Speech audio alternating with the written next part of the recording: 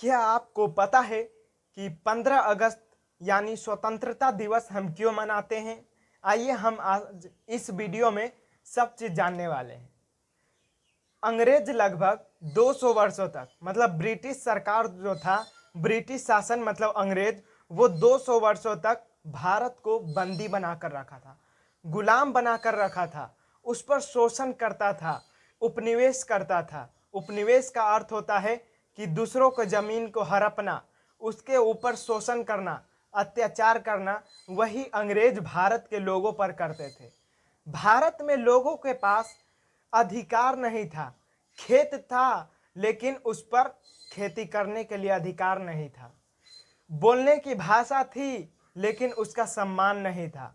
अंग्रेज इतना अत्याचार करते थे कि भारत के लोग उससे डरते थे, लेकिन भारत ने कभी भी हार नहीं माना, बल्कि भारत में ऐसे ऐसे बहुत ही जवान लोग पैदा हुए जिन्होंने अंग्रेजों को सबक सिखा दिया। उस जवान के लिए एक शायरी है कि मैं भारत का जवान हूँ, मैं दुश्मन से नहीं डरता। मैं भारत का जवान हूँ, मैं दुश्मन से नहीं डरता। आतंकवाद की औकात क्या कि मैं कुदरत से नहीं डरता। आतंकवाद की औकात क्या कि मैं कुदरत से नहीं डरता। मैं तो भारत का जवान हूँ, दुश्मन से नहीं डरता। आज से लगभग 200 वर्षों तक मतलब अंग्रेज जो है वो भारत के लोगों को बंदी बना लिया था, भारत पर गुलामी चला रहा था। अंग्रेज सब वो सभी भारत पर गुलामी चला रहा था।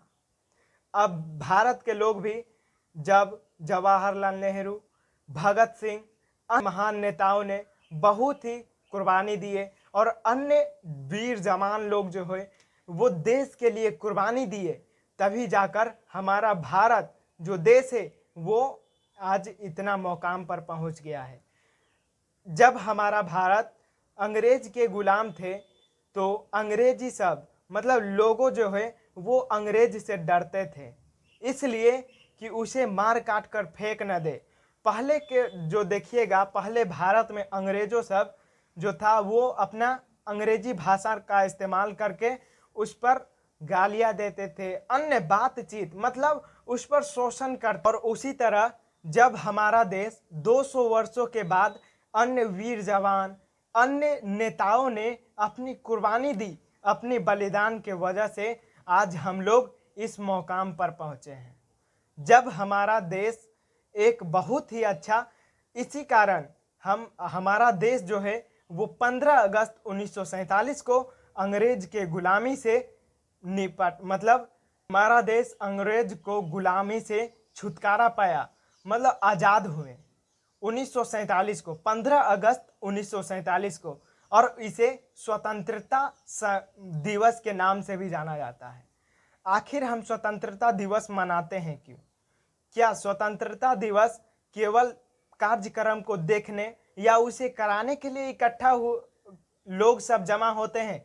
वहां पर कोई कार्यक्रम को देखने के लिए या उसे करवाने के लिए इकट्ठा होते हैं? ऐसा नहीं है, बल्कि हम उस तिरंगे को नमन करने के लिए खड़े होते हैं जिसके शान में अन्य लाखों वीरों ने अपनी बलिदान दे दी, अपनी कुर्बानी दे दी, और उन माताओं ने जो अपने बेटे को अब भारत मां के नाम कर दिया। ये जो हमारा आज़ादी था, भारत का जो आज़ादी था, वो मांग कर नहीं मिला और किसी के उपहार में नहीं मिला, बल्कि ये जो आज़ादी है वो संघर्ष से मिला था।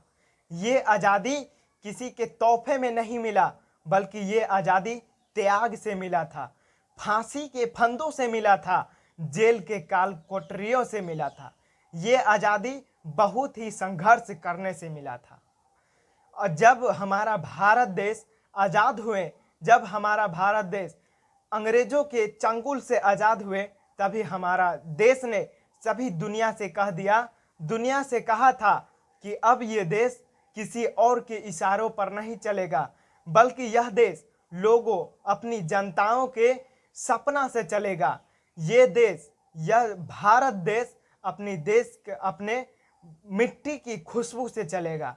ये भारत देश अपनी अपनी संविधान से चलेगा। ये भारत देश अपने मान सम्मान से चलेगा, यही भारत ने कह दिया था। और हमारा देश जो है वो बहुत ही प्रयासों के बाद, कई वीरों के बलिदान के बाद हमारा देश आज़ाद हुए थे। हमारा देश 15 अगस्त 1947 को आज़ाद हो गया था। इसी में है कि ये तिरंगा, एक शायरी है कि यह तिरंगा आसमान में यूं ही नहीं लहराया है, यह तिरंगा आसमान में यूं ही नहीं लहराया है, कई वीरों ने हंस हंस कर अपना लघु बहाया है। किसी ने जीवन दी तो किसी ने जवानी दे डाली, किसी ने जीवन दी तो किसी ने जवानी दे डाली, तब जाकर भारत ने ये आज़ादी का सूरज पाया है, तब जाकर भारत ने आज़ादी का सूरज पाया है। आज से लगभग 200 वर्षों तक हमारा देश एक अंग्रेज के गुलाम से आज़ाद हुए थे।